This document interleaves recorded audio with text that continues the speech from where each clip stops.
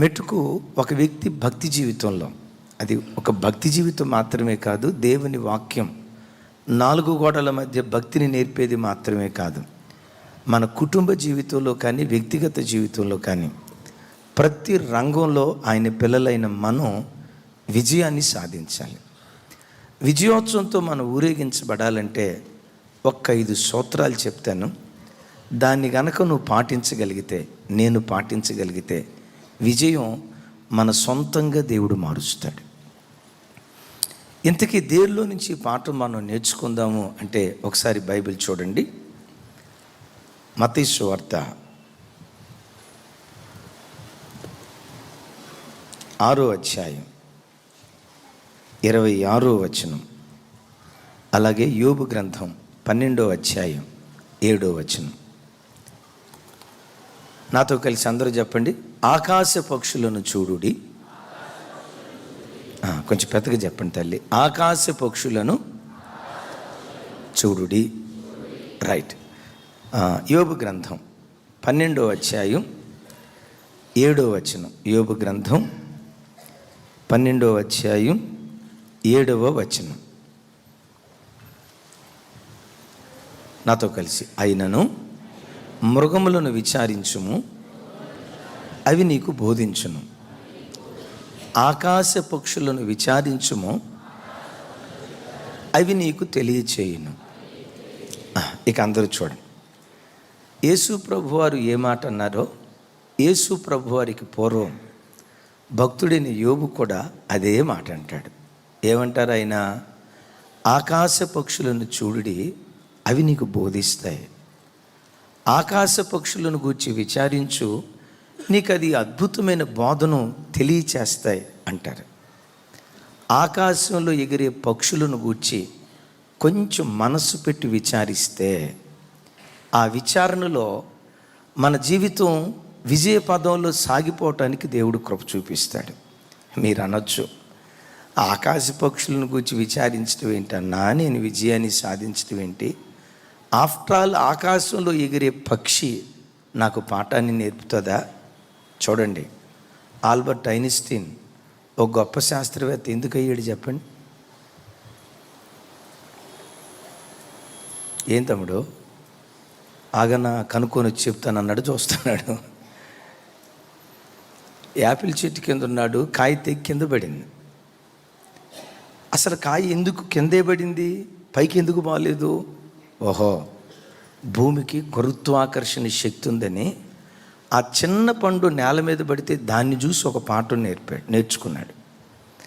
మన భారతదేశానికి రాకెట్లను, యుద్ధ విమానాల తయారీలో ప్రధాన పాత్ర పోషించిన the great doctor Abdul Kalam గారు ఓ రోజు సముద్ర తీరం గుండా నడుచుకుంటూ వెళ్తూ ఉంటే ఆకాశంలో ఎగిరే పక్షులను చూసి మనసులో అనుకున్నాడట, నేను కూడా ఇట్లా ఆకాశంలో ఎగిరే యంత్రాలను ఎందుకు తయారు చేయకూడదు అని అనుకున్నాడట.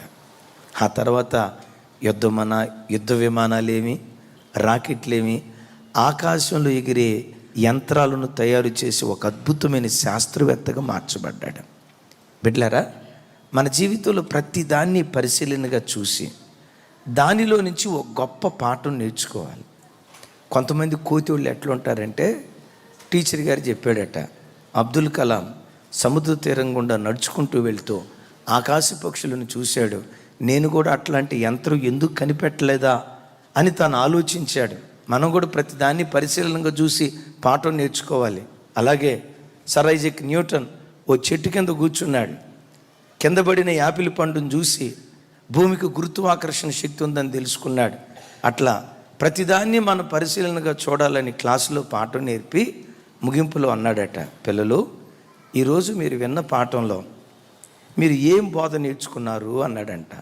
ఒక తొంటరోడు లేచి అన్నాడంట, నాకు ఒకటి అర్థమైంది సార్, క్లాస్ రూమ్లో ఉంటే శాస్త్రవేత్తలం కాలేం, చెట్టు కింద పుట్ట కింద సముద్ర తీరంగా గాలికి అట్టేటి తిరుగుతూ ఉంటే వాడు శాస్త్రవేత్త అవుతాడు సార్ అన్నాడంట.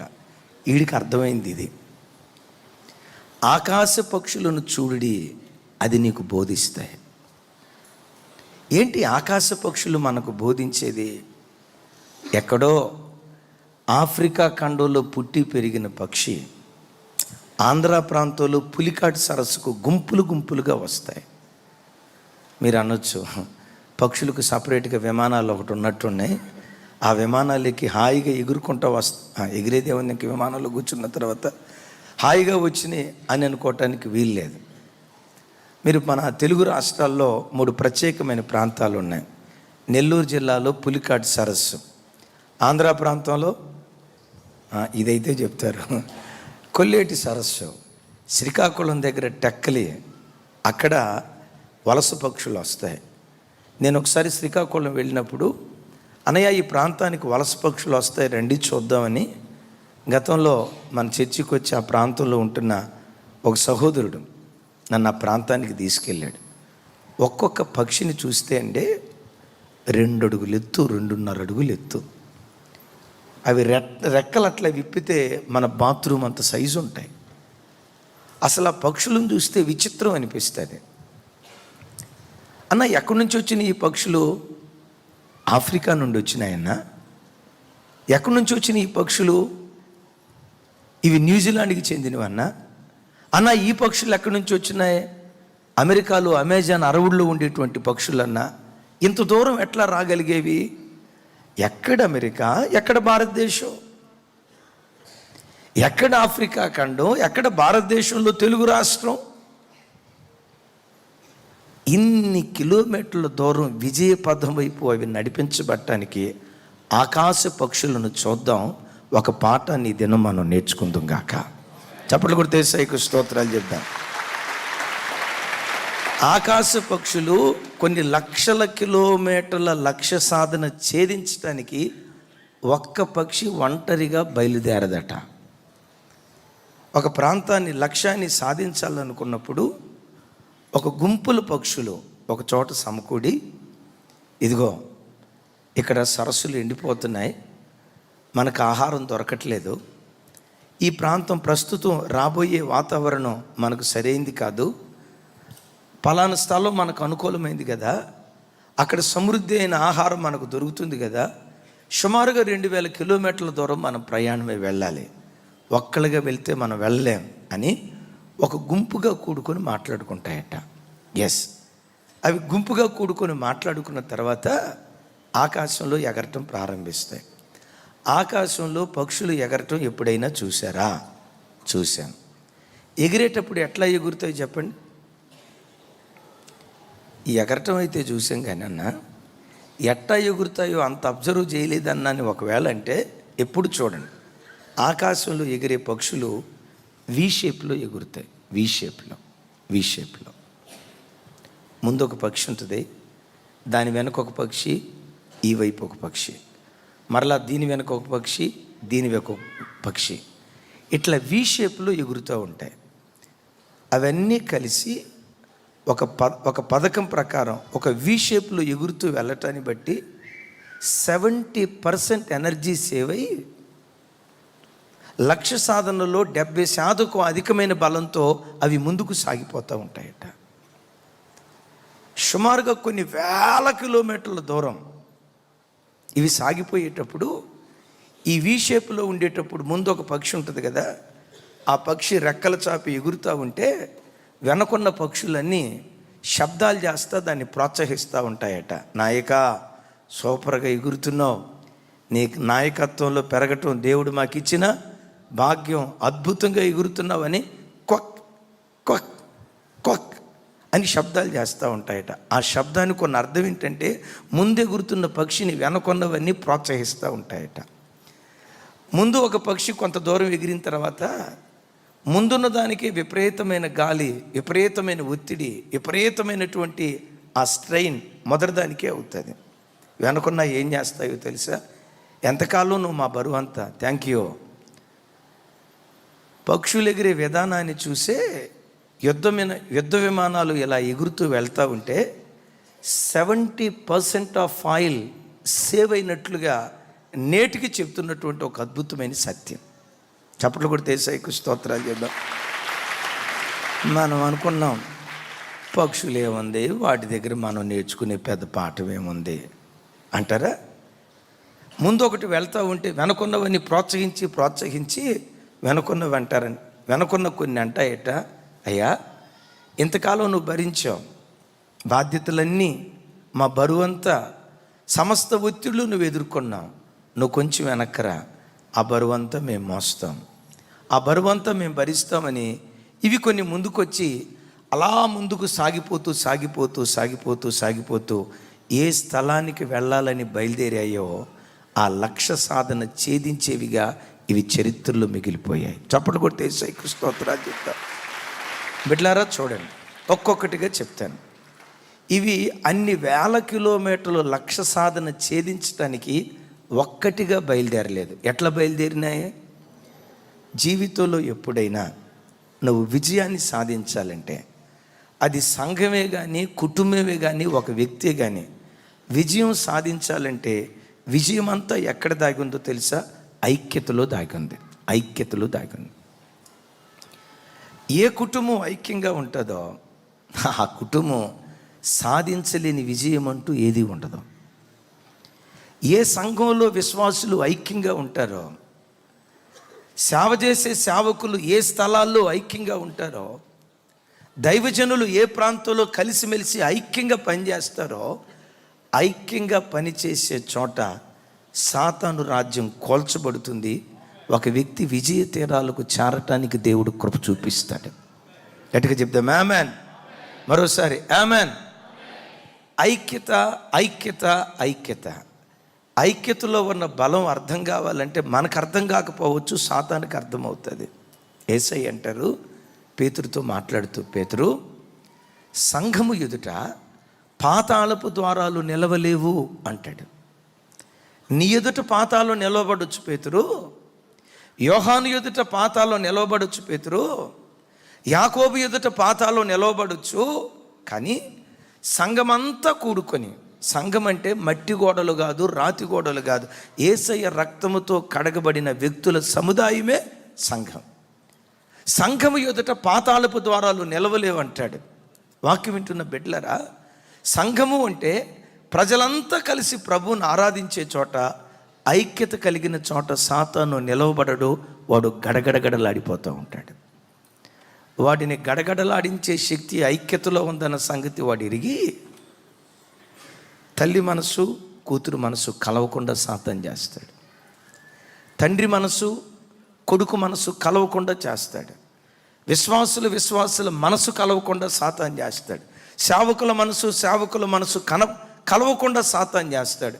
సాతాను చేసే మొట్టమొదటి కార్యం ఏంటంటే మన మధ్యలో మనకు విభేదాలు పుట్టించి, మీ మధ్యలో మీకు విభేదాలు పుట్టించి, ఒకరంటే ఒకరికి పడకుండా ఒకరిని ఒకరు ద్వేషించుకునేటట్లుగా చేసేదే సాతాను యొక్క ఆయుధం. ఎందుకో తెలుసా? మీరు ఐక్యపడితే సాతాను రాజ్యాన్ని కూలుస్తారని వాడికి తెలుసు. ద్వితీయోపదేశ కాండంలో చూస్తాం కదా, ఒకడు 1000 మందిని తరిమితే ఇద్దరు 10,000 మందిని తరుముతారు అంటాడు. ఒకడు 1000 మందిని తరమగలిగితే ఇద్దరు కలిసినప్పుడు వాళ్ళిద్దరి మధ్యలో శక్తి 10 అంతలు రెట్టింపు అవుతుంది. ఆమె ఆ ఇద్దరు కలిస్తే ఆ ఇద్దరి ద్వారా శక్తి 10 అంతలు రెట్టింపు అవుతుంది. ఎక్కడ మీ కుటుంబాలలో, మన సంఘాలలో శక్తి 10 అంతలు రెట్టింపు అవుతుందో అని సాతాను భయపడి సైతాను ఏం చేశాడో తెలుసా? కుటుంబాలను విచ్ఛిన్నం చేస్తున్నాడు, సంఘాలను విచ్ఛిన్నం చేస్తున్నాడు. మిమ్మల్ని కించపరచాలని కాదు, కానీ ఆలోచించాలని చెప్తున్నాను. ఎన్ని కుటుంబాలు ఈరోజు ధైర్యంగా మా కుటుంబంలో ఐక్యత ఉందండి, నా మాటే నా భార్య మాట అండి, నా భార్య మాటే మా మాట అండి, మా మాటే మా పిల్లల మాట అండి, మా పిల్లలు మా మాట జబదాటరండి. శరీరాలు 10 ఉండొచ్చు మా ఇంట్లో, మనసు మాత్రం ఒకటే మనసు అండి. శరీరాలు 5 ఉండొచ్చు మా ఇంట్లో, మనసు మాత్రం ఏక మనసు అండి అని ఎంతమంది ధైర్యంగా ఈ వాక్యం వింటూ, ఎస్ శరీరాలు 5 అయినా మనసు మాత్రం ఒకటేనని ఎంతమంది ధైర్యంగా చెయ్యి ఎత్తగలరు? ఎత్తమని అన్నాం, మీరేం భయపడద్దు. నేను అనే మాట ఏంటంటే, ఎంతమంది ధైర్యంగా చెయ్యి ఎత్తగలరు? ఎక్కడో ఒక చోట సాతాను కలహం పెట్టాడు. ఎక్కడో ఒక చోట సాతాను మనస్మర్థ పెట్టాడు.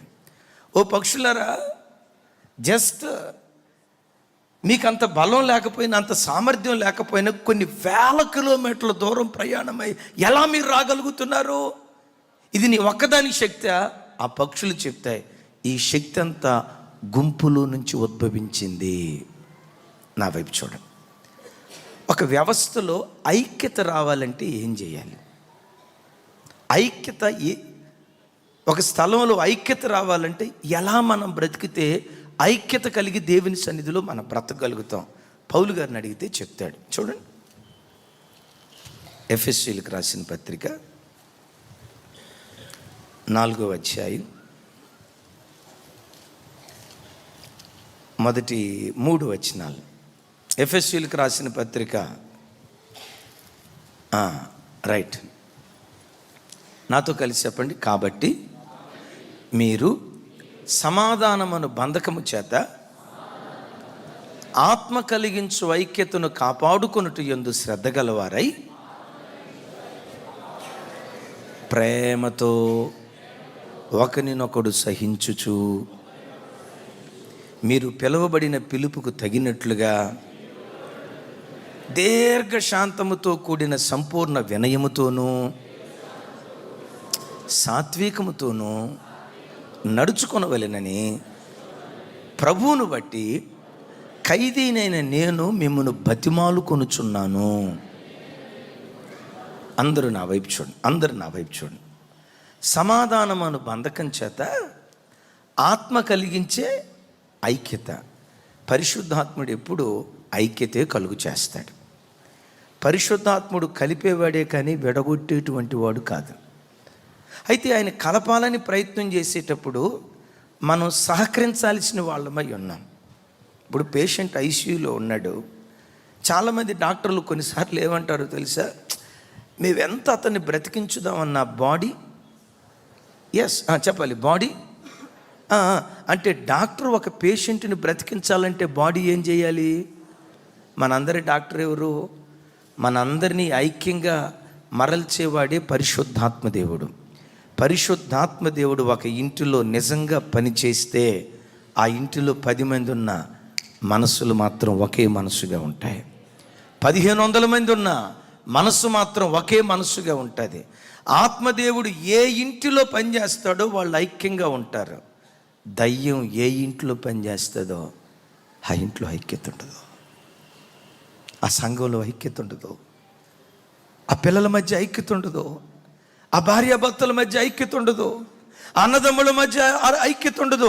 ఎవరికి వారే యమునా తీరు అన్నట్లుగా విడిపోతారు, విచ్ఛిన్నమైపోతారు. నేను మరలా చెప్తున్నాను, ఐక్యతలో ఎంత ఆశీర్వాదం ఉందో నోటి మాటలతో చెప్పలేము. చప్పట్లు కొడితే సైకి స్తోత్రాలు చెప్పి ఆమేన్. ఐక్యతలో ఎంత ఆశీర్వాదం ఉందో సింపుల్గా ఒక మాట చెప్తాను. ఇప్పుడు ద్రాక్షకాయలు కొనటానికి వెళ్ళాం, గుత్తిలో ఉన్న ద్రాక్షకాయలు కొనటానికి వెళ్ళాం. ఏమంటాడు తెలుసా? కేజీ 80 రూపాయలండి అంటాడు. గుత్తిలో ఉన్న కాయలు కొనాలంటే 80 రూపాయలు అంటాడు. ఆ గుత్తిలో నుంచి ఊడిపోయిన చిన్న చిన్న కాయలు ఉంటాయి, పక్కన కొప్పేసి పోసి ఉంటారు. అవి ఎంత ఉంటాయి? కిలో 40. గుత్తిలో ఉన్నాయి అవే ద్రాక్షకాయలు. కాకపోతే అవి గుత్తిలో నుంచి ఊడిపడిపోయినాయి. జీవితంలో ఎప్పుడైనా ఐక్యతలో నుంచి నువ్వు విడిపోతే నీ విలువను నీవే కోల్పోతావు. నీ కుటుంబం యొక్క విలువను నీవే కోల్పోతావు. సంఘం యొక్క విలువను మనం దిగజార్చినటువంటి వాళ్ళగా మారిపోతాం. దేవుడు నీకు ఎంత విలువిచ్చాడో ఆ విలువను నీ చేతులారా నువ్వు పాడు చేసుకున్న వ్యక్తిగా మిగిలిపోతావు అన్న సంగతి గ్రహించు. అబ్రహామయ్యతో లోతయ్య బ్రతికున్నంత కాలం నీతిమంతుడు, ఆ గుత్తిలో కలిసి ఉన్నంత కాలం, ఆ ఐక్యతలో తాను బ్రతికున్నంత కాలం లోతు ఎవరయ్య అంటే నీతిమంతుడు. కారణం ఏంటో తెలుసా? నీతిమంతునితో సహవాసం చేశాడు. ఎప్పుడైతే అబ్రహాము సహవాసాన్ని విడిచిపెట్టి నేను బ్రతకలేనా, నా వల్ల కాదా, నేను వాళ్ళ మీద ఆధారపడేదేంటి, నా కాళ్ళు చేతులు లేవా? గమనించండి, ఆ సహవాసాన్ని విడిచిపెట్టి, అబ్రహాము సహవాసాన్ని విడిచిపెట్టి లోతు వేరైపోయాడు. ఆ మాట నేను చెప్పకూడదు కానీ చరిత్ర పుటల్లో ఒక భ్రష్ట తండ్రిగా ఈ మాట చెప్తే మనుషుడు తలదించుకునే అవమానకరమైనటువంటి సంఘటన లోతు జీవితంలో జరిగింది. కారణం ఏంటో తెలుసా? ఐక్యతను కోల్పోయాడు. బిడ్డ, భర్త తోడును పొర్రపాటుని తొందరపాటుతనం వలన కోల్పోకో. అజమాయిషి చేసే ఆ తల్లిదండ్రుల నాయకత్వాన్ని ఎప్పుడు కోల్పోకో. నీకు మంచి చెడులు, మేలు కీడులు తెలియచేసి గద్దించి హెచ్చరించే బుద్ధి చెప్పే ఆ దైవ సేవకుల నాయకత్వాన్ని పొరపాటును నువ్వు కోల్పోకో. ఐక్యత. అయితే ఐక్యత ఉండాలంటే ఐక్యత కలుగు చేసేవాడు పరిశుద్ధాత్ముడు. అయితే ఇక్కడ గమనించండి, పరిశుద్ధాత్ముడు మనల్ని ఐక్యపరచాలంటే మన దగ్గర నుంచి ఏమి రావాలి? డాక్టరు పేషెంట్ను బ్రతికించాలంటే బాడీ ఏం చేయాలి? సహకరించాలి. నీవు ఎలా సహకరించాలో తెలుసా? దేవుడు మన కుటుంబాల్లో, మన సంఘాల్లో ఐక్యత కలుగు చేయాలంటే ఒక పవర్ఫుల్ వర్డ్ పౌలు గారు చెప్తాడు. ఏమంటాడు తెలుసా? ప్రేమతో ఒకరినొకడు సహించుచు. నాతో కలిసి చెప్పండి, ప్రేమతో. ఎట్లా? ప్రేమతో ఒకరినొకడు. అంటే ఈ భూలోకంలో నిన్ను 100కు 100 తృప్తిపరిచే వాళ్ళు ఎవ్వరూ లేరు, ప్రభు తప్ప. ఎప్పుడైనా ఎవరైనా నీకు దుఃఖాన్ని కలుగు చేస్తే సహించు. ఆ సహించడం కూడా ఎట్టా? ఇక చేసుకున్న తర్వాత సహించుకే తప్పిద్దండి అని అనొద్దు. ఎట్లా సహించాలట? ఆ మాట చెప్పాలా? ఎట్లా? ప్రేమతో ఒకరినొకడు సహించు. ఎస్, నిన్ను 100కు 100 తృప్తిపరిచేవాడు ఎవడు భూమి మీద లేడు. బాధ కలుగు చేస్తారు. బాధ కలుగు చేసాడని బంధాన్ని కత్తిరించుకోకు, సహించు. ఒక మాట అడుగుతా, నిన్ను 100కు 100 సంతోషపరిచేవాళ్ళు లేరు అంటే నిన్ను అడుగుతా, నీవెవరికైనా 100కు 100 న్యాయం చేసావా? ఏమ్మా అంత సీరియస్గా చూస్తారు? సరే, మీరు వదిలేసేయండి. అయ్యా, మీలో ఎవరైనా ఏ వ్యక్తికైనా ఎస్ నేను 100కు 100 న్యాయం చేశానండి అని ధైర్యంగా ఎవరైనా చెప్పు. మనోహర్, ఎవరూ చెప్పలేరు. నేను ఎదుటోడు సహించాడు కదా.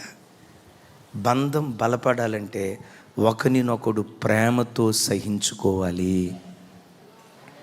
Praise the lord. ఇప్పుడు సహించుకోకపోతే ఏం జరిగిద్దో చూడండి.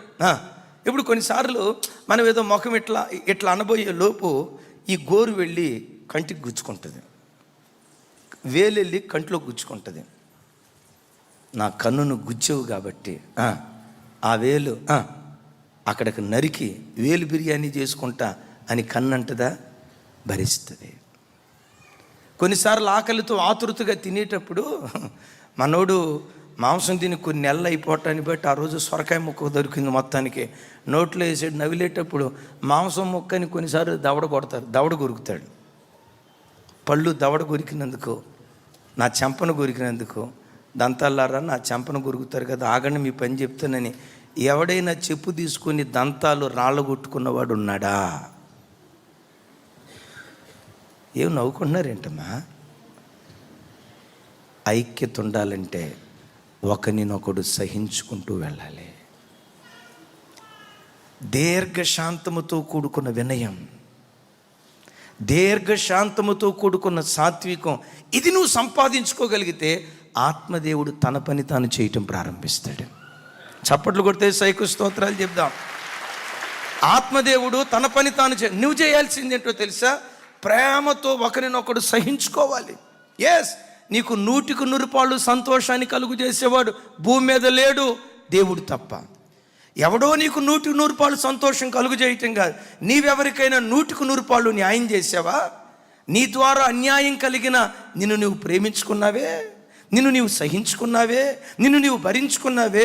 నిన్ను నీవు భరించుకున్నట్లుగా ఎదుటివాడిని భరించే మనస్సు మనం కలిగి బ్రతికితే దీర్ఘశాంతముతో కూడుకున్న వినయం, దీర్ఘశాంతముతో కూడుకున్న సాత్వికం, ప్రేమతో ఒకరినొకడు సహిస్తూ ఉంటే ఆత్మదేవుడు తన కార్యం చేయటం ప్రారంభించి సమాధానమను బంధకం చేత మనం బంధించబడటానికి దేవుడు కృప చూపిస్తాడు. ఇది నవ్వించడానికి కాదు, వినండి. 2-3 పర్యాయాలు చెప్పాను, ఈ సర్వీస్లో చెప్పానో లేదా. మన చర్చికి వచ్చే 2 అన్న అక్క ప్రార్థన చేయించుకోవటానికి వచ్చారు. ఏంటన్నా వచ్చారు అన్నాను. మా పెండ్లో 25 సంవత్సరాలు అవుతుందన్నా, అందుకని మీ చేత ప్రార్థన చేయించుకోవటానికి వచ్చాను అన్నారు. నేను అన్నను కూర్చోబెట్టి అక్కను కూర్చోబెట్టి సరదాగా ఒక మాట అడిగా, అన్న మీ 25 సంవత్సరాల దాంపత్యంలో ఎన్నిసార్లు మీరు కొట్లాడుకున్నారు? అక్క అలిగి సూట్ కేసు తీసుకుని ఎన్నిసార్లు ఇంటికి వెళ్ళిపోయింది అన్న.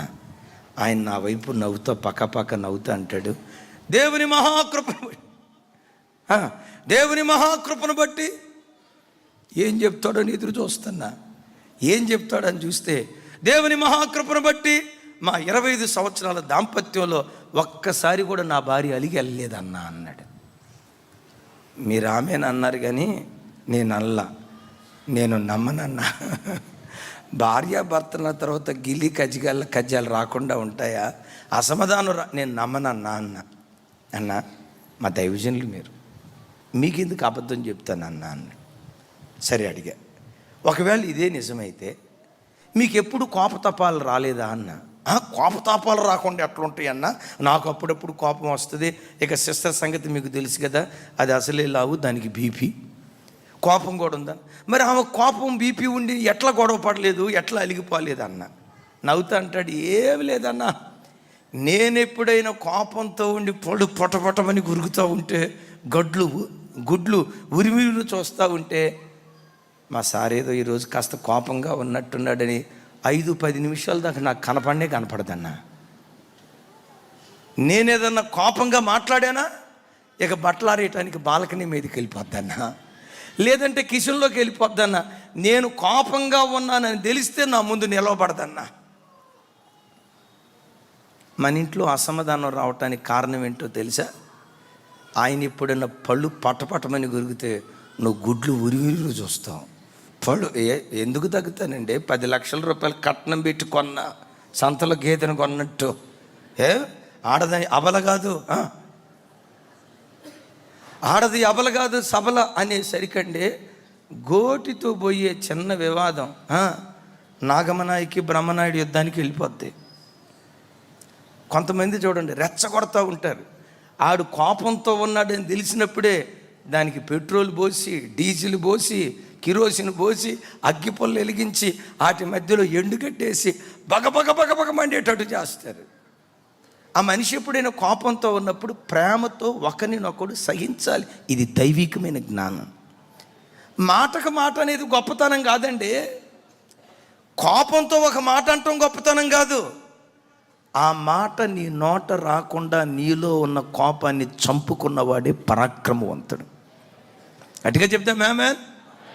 ఈ ఐక్యత అనేది వ్యక్తుల మధ్య ఎట్లా వస్తుందంటే ప్రేమతో ఒకరినొకడు సహించుకోవాలి. నేను అడిగా, అన్నయ్య సరే మీరు పటమని కొరుకుతున్నప్పుడు అక్క బాల్కనీకి వెళ్ళిపోద్ది బట్టలు ఆరేయటానికి, లేకపోతే కిచెన్లోకి వెళ్ళిపోద్ది, మరి అక్క కోపం రాదా అన్న. ఇద్దరు పక్క నవ్వుతా, అన్నయ్య మా ఇంట్లో నాకంటే అక్కకే కోపం ఎక్కువ అన్నయ్య అని చెప్తా ఉంటే ఆ అక్క అంటది, నిజమేనా అన్నయ్య, నాకు బీపీ అన్నయ్య. బీపీని బట్టి మరి నీ కోపం వస్తే ఏం చేస్తా, మీ కోపం వస్తే అన్న ఏం చేస్తాడమ్మా అంటే, ఏమి లేదు అన్నయ్య, నేను కనుక ఎప్పుడైనా కోపంగా మాట్లాడితే హ్యాంగర్ దగ్గరికి వెళ్తాడు, సొక్కాయ తగిలించుకుంటాడు, బజార్కి వెళ్ళిపోతాడు. పెద్ద కోపం అయితే అర్ధగంట, చిన్న కోపం అయితే పావు గంట తర్వాత ఇంటికి వస్తాడు. వచ్చేటప్పుడు ఒట్టి చేతులతో రాడన్నయ్య, పకోడీ పొట్లను తీసుకొని వస్తాడు అన్నయ్య. ఈడు మంచోడు కాదు, ఆడు మంచోడు కాదు నువ్వు ద్వేషించుకుంటూ వెళ్తే గుండెల్లో భయాన్ని పుట్టించే ఒక మాట చెప్తా. మదర్ తెరిసా ఏమంటుందో తెలుసా? నువ్వు ద్వేషించుకుంటూ వెళ్తే నీ బ్రతుకుల్లో నిన్ను ప్రేమించేవాడు ఒక్కడు మిగలడు, అనాథమైపోతావు అంటది. ఎక్కడికి వెళ్ళినా వాళ్ళు మంచోళ్ళు కాదు, వీళ్ళు మంచోళ్ళు కాదు, వాళ్ళు మంచోళ్ళు కాదు, వీళ్ళు మంచోళ్ళు కాదు, వీళ్ళు మంచోళ్ళు కాదు, వాళ్ళ మంచోళ్ళు కాదు. జీవితంలో నువ్వు ద్వేషించుకుంటూ వెళ్తే నీ బ్రతుకులో నిన్ను ప్రేమించేవాడు ఒక్కడు నీకు దొరకడు. ఆ తల్లి మాట్లాడుతుంది. ఎవరు 100% పర్ఫెక్ట్ లేరు, అలాగని ఎవరు 100% చెడ్డవాళ్ళు కూడా లేరు. మరి ఏం చేయాలి? బంధం బలపడాలంటే, మనం ఐక్యంగా బ్రతకాలంటే ప్రేమతో ఒకరినొకడు సహించాలి. ప్రేమతో అన్నాడు. ఎందుకన్నాడు తెలుసా? ప్రేమ సమస్త దోషములు మనం కొంతమంది తప్పులు ఎండగడుతున్నామంటే కారణం ఏంటి? వాడు తప్పు చేసాడనా మనలో ప్రేమ లేకపోవటాన్ని బట్టా? మొదటిదనే కంటే కూడా మనల్ని మనం దిద్దుకోవటానికి ఏది అందం తల్లి? రెండో మాటే, నీలో ప్రేమ లేకపోతే ఎదుటోడి తప్పులు ఎండగడతావు. ప్రేమ ఉంటే ప్రతి దాన్ని సహిస్తావు, భరిస్తావు. ఆ ఐక్యత నీ కుటుంబంలో శక్తిని 10 అంతలు రెట్టింపు చేస్తుంది.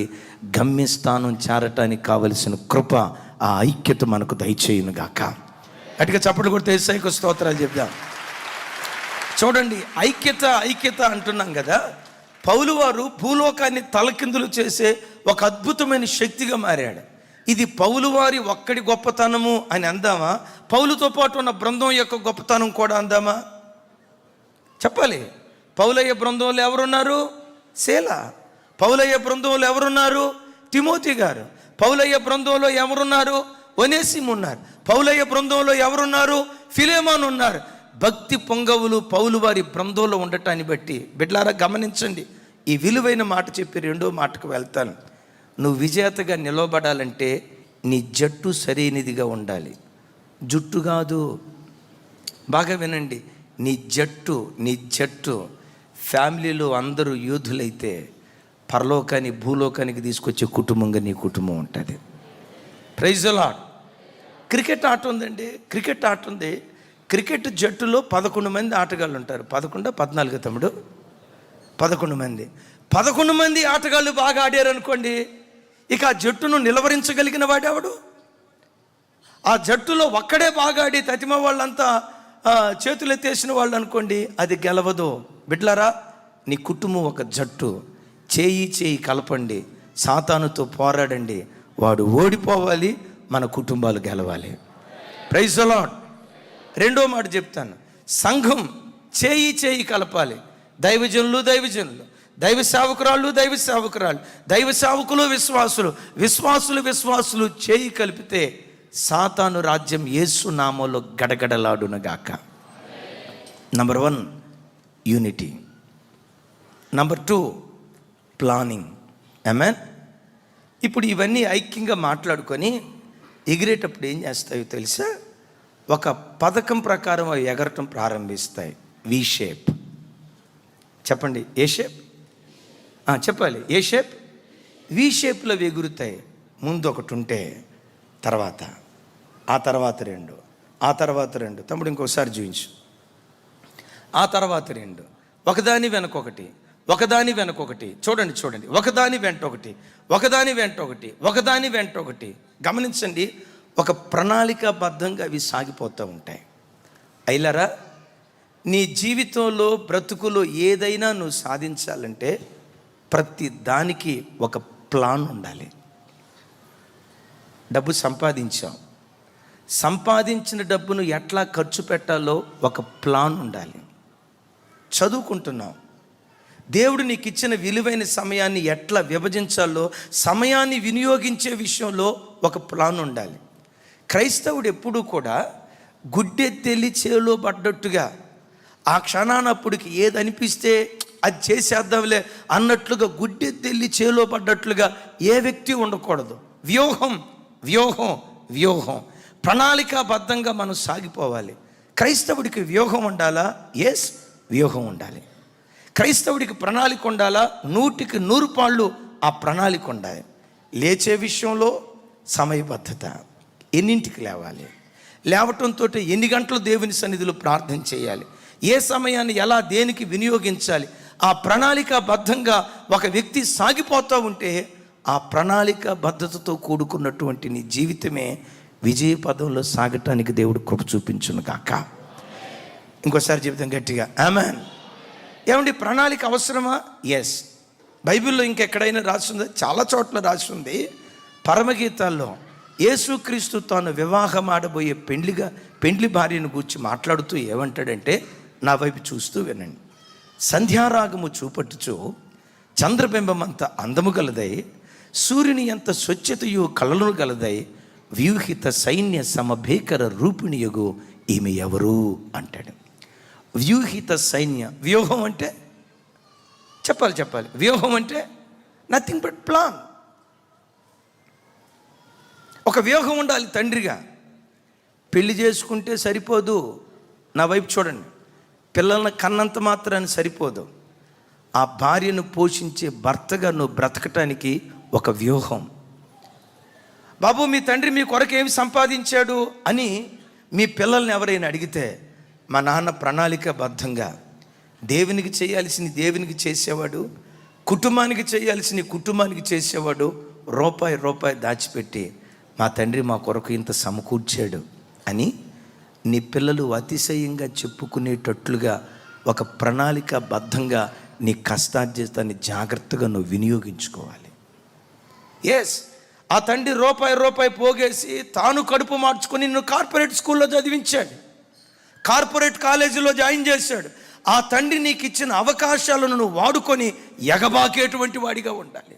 నేను ఎప్పుడు చెప్తా కదా, మన తండ్రి కండక్టర్ అయితే ఆయన కడుపును పుట్టిన మనం కలెక్టర్లం కావాలి. మన తండ్రి 4th క్లాస్ ఎంప్లాయీ అయితే ఆయన కడుపును పుట్టిన మనం అదే ప్రాంతంలో గెజిటెడ్ ఆఫీసర్లుగా దేవుని కొరకు బ్రతకాలి. యేసయ్య ప్రణాళిక ఏంటో తెలుసా? ఓ స్థలంలో ద్వితీయోపదేశ కాండంలో అంటాడు, నీ పితరుల కంటే నేను నిన్ను ఎక్కువ ఆశీర్వదిస్తాను. చెప్పండి. ఎవరికంటే? నీ పితరుల కంటే నిన్ను ఎక్కువ ఆశీర్వదిస్తాను. అయ్యా, అమ్మ, నా వైపు చూడండి. నీ మీద యేసయ్యకున్న ప్రణాళిక ఏంటో తెలుసా? మీ నాన్నను దేవుడు దీవించాడు.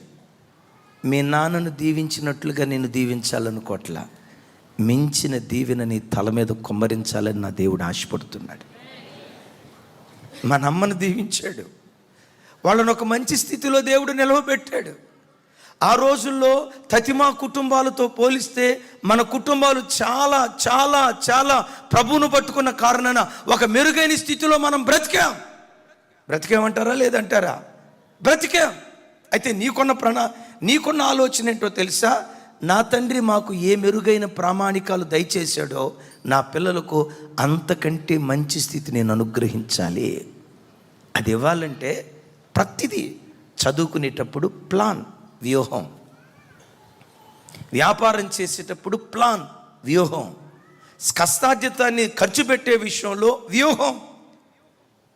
దేవుడిచ్చిన ఆదాయాన్ని సద్వినియోగం చేసుకోవడంలో ఒక వ్యూహం. నా వైపు చూడండి. దేవుని కృపను బట్టి ఇమాన్యుయల్ మినిస్ట్రీస్ మన పరిచర్య 2002లో ఎంత పేద స్థితిలో ప్రారంభమైందో ఇక్కడ అనేకులు సాక్షులు. దానికి సాక్షులు. మేము ఉండే ఆ అపార్ట్మెంట్లో ఆరాధన జరగటాన్ని బట్టి కొంచెం పెద్ద స్థలం తీసుకున్నాం. దాని అద్దె 1500 రూపాయలు. ఆ రోజుల్లో మాకు నెలకు వచ్చేది ఎంతో తెలుసండి, 2500 రూపాయలు వచ్చేది. నా వైపు చూడండి. అంతా రెంట్ ఎంతండి? 1500. వచ్చేది ఎంత? 2500. మేము ప్రభువును పట్టుకుని సేవకు వచ్చిన ఆ రోజు నుండి ఒకటి దేవుని దగ్గర తీర్మానం చేసుకున్నాం. దేవుడు మాకు ఎంత ఇచ్చినా మాకిచ్చిన దానిలో 10వ వంతు దేవునికి ఇవ్వాలి. అంటే 10వ వంతు దేవునికి ఇవ్వాలంటే మన నాయకులు రాజశేఖరయ్య గారు ఉన్నారు. రాజశేఖరయ్య గారికి 10వ వంతు పంపించాలి అని మేము అనుకుంటూ మా మాటల మధ్యలో వచ్చింది. అందరూ 10వ వంతు ఇచ్చినట్లుగా మనం 10వ వంతు ఇటువంటి 20వ వంతు ఇద్దాం. 2500 వచ్చే రోజుల్లో 2500లో 20వ వంతు తీసి నెలకొచ్చి 500 రూపాయలు అయ్యగారికి దశంభాగం పంపించేవాడు. 20 సంవత్సరాలు అవుతుంది దైవజనులు రాజశేఖరయ్య గారితో కలిసి సేవ చేయటం. ప్రభు ఎదుట ప్రభు ఇచ్చిన కృపను బట్టి చెప్తాను.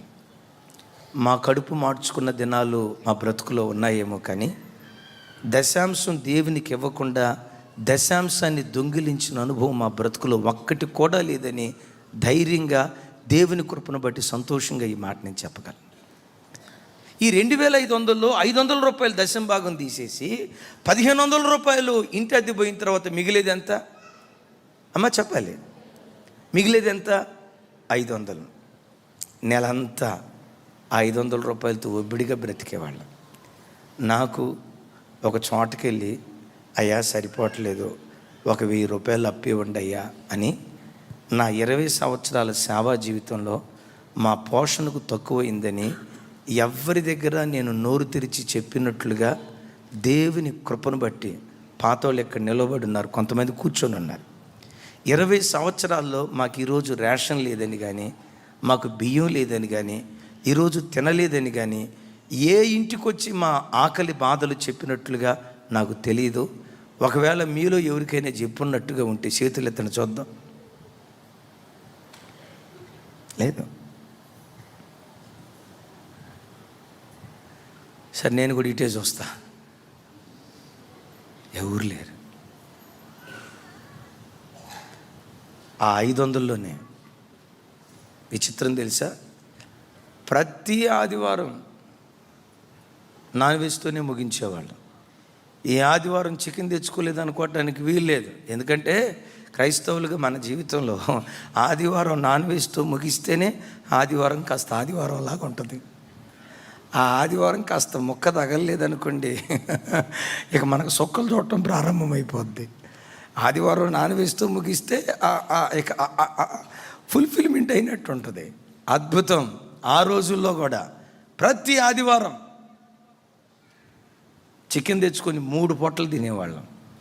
3 పూటలు తినడానికి ఎంత చికెన్ తెచ్చుకునేవాళ్ళమో తెలుసా? 1/2 కిలో చికెన్ తెచ్చుకునేవాళ్ళం. 1/2 కిలో చికెన్ తెచ్చుకొని లీటర్ నీళ్లు పోసేవాళ్ళం. బాప్తిసం ఇచ్చిన చికెన్ అది. 3 పూటలు తినేవాళ్ళం. ఇక సోమవారం నుంచి శనివారం వరకు దేవుని కృప. నేను గవర్నమెంట్ హాస్టల్లో చదువుకున్నవాడిని. గవర్నమెంట్ హాస్టల్లో చదువుకున్న వాళ్ళకి పప్పు దొరికితే చాలు, అదే పరలోకం. తర్వాత దేవుడు ఆశీర్వదించాడు. కట్టుకునే బట్ట, వాడే ఫోన్, ఇంట్లో కూర్చునే కుర్చీ, రూపాయి దాచిపెట్టడం, దేవుని సేవ కొరకు వినియోగించటం. రూపాయి దాచిపెట్టడం, దేవుని సేవ కొరకు వినియోగించటం. రూపాయి దాచిపెట్టడం. ఎక్కడ నా 20 సంవత్సరాల సేవా జీవితంలో దుబారా చేసినట్లుగా కానీ, వ్యర్థమైన దాన్ని ఖర్చు పెట్టినట్లుగా కానీ, ఒక రూపాయి దుర్వినియోగం చేసినట్లుగా కానీ నాకు తెలియదు. ఖరీదైనవి తీసుకోవటం తప్పు అని నేను అన్న సుమే. ఫెయిత్ వంక రండి. ఎప్పటికీ ప్లాస్టిక్ కుర్చీ. కొంతమంది వచ్చి అంటారు, అన్న కాస్త గ్రాండ్గా డైనింగ్ టేబుల్. నేనంట, మనం ఇక్కడ ఉండేదే తక్కువ, దేవుడు మనకిచ్చిన ఆశీర్వాదం. ఎయిర్ ఫోర్స్లో దీనికి ఉద్యోగం చేసి ఆశీర్వాదం రోజు తిరుగుతూ ఉంటాం. ఇక్కడ ఉండేది ఎందుకు? అనవసరంగా 70,000 లేకపోతే ₹1,00,000 అనవసరంగా దానికి పెట్టుబడి పెట్టాలి కదా. ఆ ₹1,00,000 అలాగని బిడ్డలారా, విశ్వాసులు కొనుక్కోకూడదని కాదు. దేవుడు మిమ్మల్ని ఆశీర్వదించే కొలది, మీ సామర్థ్యత కొలది ఆశీర్వాదకరంగా బ్రతకండి. కానీ సామర్థ్యానికి మించి మాత్రం ప్లాన్ లేకుండా బ్రతకొద్దు. ఒకసారి కూకట్పల్లి మన తమ్ముళ్ళు ఇక్కడే ఉన్నారు, వాళ్ళు నా రోజు గద్దించాను, అది వేరే విషయం. వెళ్తే కొత్తగా పెళ్ళయింది, కొత్తగా జంట ప్రార్థన చేయటానికి వెళ్ళాం. ఇంటి నిండా ఖరీదైనటువంటి సోఫాస్, అన్ని ఖరీదైనవి ఉన్నాయి. దేవుడు ఆశీర్వదించే కొలది మనకు వచ్చిన దానిలో ఒబ్బిడిగా ఖర్చు పెట్టుకుంటూ మంచి స్థితిలో బ్రతకటం పొర్రపాటున తప్పేవి. కానీ అప్పు చేసి పప్పు కూడా తినకూడదు. బాగా వినండి, ఇక్కడ ఏం తినకూడదు? విజయవాడలో ఒక సామెత ఉంది, పొలం అమ్మైనా పలావు తినాలంట. అట్టాటి చేయకూడదు. ఖరీదైన సోఫా సెట్లు, వాళ్ళ ఫ్రిడ్జ్ చూస్తేనండి 9 అడుగులు ఎత్తు. నేను అంతకుముందు ఆ ఎత్తు ఫ్రిడ్జ్ చూడలా. అన్న దీని సంగతి అదన్నా, ఇది 1,50,000, ఇది 2,50,000. ఆ కుర్చీ ఒకటి బాల్ లాగుంది, బాల్. దాన్ని ఏమంటారో నాకు తెలియదు. నన్ను కూర్చోమంటున్నారు. కూర్చోటానికి సీటు ఉంటే కూర్చోగలుగుతాం, అదేం బంతిలాగా ఉంది. కూర్చుంటే అన్న కూర్చోండి అన్న, మొట్టమొదటి మిమ్మల్ని కూర్చోబెట్ట. అయ్యా ఎట్టా కూర్చోవాలో నాకు తెలియదు అయ్యా, కూర్చున్న అన్న పడరన్న అట్లాగా అని చెప్పి, సరే ఇది ఎంత అయిందన్న, ఇది 70,000 అన్న, అది 1,50,000 అన్న అని మొత్తం ఒక 7-8 లక్షల రూపాయలు సామాన్ చూపించాను. అంతా అయిపోయిన తర్వాత, అన్న కాస్త అప్పు ఎక్కువ ఉందన్న, అప్పు తీరేటట్టుగా ప్రార్థన చేయండి అన్న అన్నారు. నాకు అర్థం కాక, ఇవన్నీ ఎక్కడి నుంచి కొనుక్కొచ్చారు? డబ్బులతో కొనలేదా అన్నాను. డబ్బులతో కొనలేదన్న. గీకేం స్వైపింగ్ కార్డు ఉంటుంది కదా, స్వైపింగ్ కార్డు, షాప్కి వెళ్ళటం, కార్డు గీకటం అంట, షాప్కి వెళ్ళటం. అది బిడ్డలరా, ఎవరినో మెప్పించాలని గుడ్డెద్దెలి చేలో పడ్డట్టుగా డబ్బులు విచ్చలవిడిగా ఖర్చు పెట్టుకో. మీకు ఒక మాట చెప్తా, డబ్బులు సంపాదించడం ఒక కళ అయితే, డబ్బును జ్ఞానయుక్తంగా ఖర్చు పెట్టడం దానికి మించినటువంటి కృప. చప్పట్లు కొడితే యేసయ్యకు స్తోత్రాలు చేద్దాం. హల్లెలూయా. ప్రతి దానికి ఒక ప్లాన్, ప్రతి దానికి ఒక ప్లాన్. 2023 సంవత్సరం డైరీ నా ముందు పెట్టుకొని యేసయ్యను ఒక మాట అడిగా. యేసయ్య, 365 రోజుల్లో ఒక్కరోజు నేను ఖాళీగా ఉండకూడదు, ఒక్క రోజును కూడా నేను వ్యర్థంగా ఖర్చు పెట్టకూడదు. Praise the lord.